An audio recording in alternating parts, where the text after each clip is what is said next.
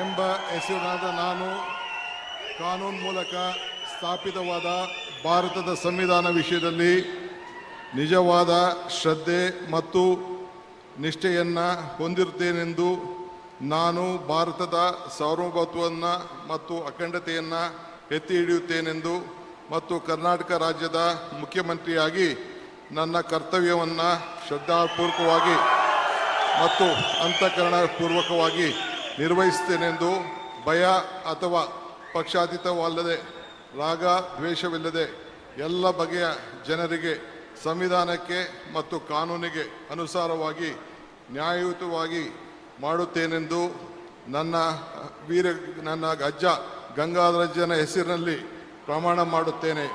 ಶ್ರದ್ಧಾಪೂರ್ವಕವಾಗಿ ಪ್ರತಿಜ್ಞೆಯನ್ನು ಮಾಡುತ್ತೇನೆ. ಮಾನ್ಯ ಮುಖ್ಯಮಂತ್ರಿಗಳು ಈಗ ಪ್ರಮಾಣ ವಚನಕ್ಕೆ ಸಹಿ ಮಾಡಲಿದ್ದಾರೆ.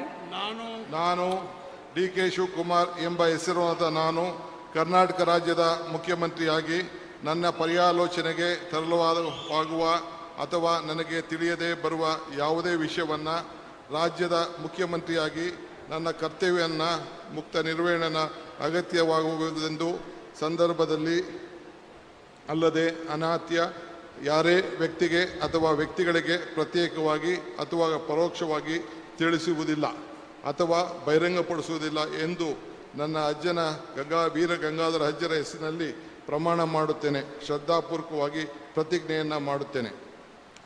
ಧನ್ಯವಾದಗಳು ಸರ್.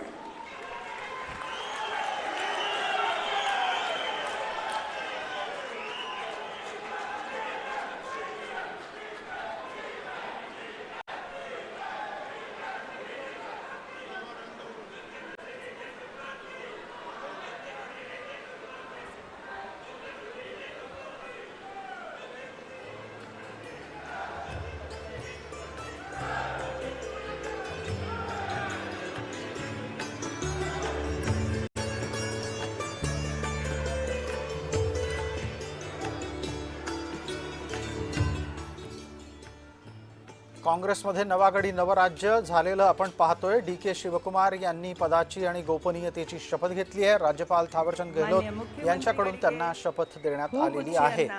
या शपथविधीला काँग्रेसचे राज्यातले महत्त्वाचे नेते तसंच राष्ट्रीय अध्यक्ष उपस्थित आहेत.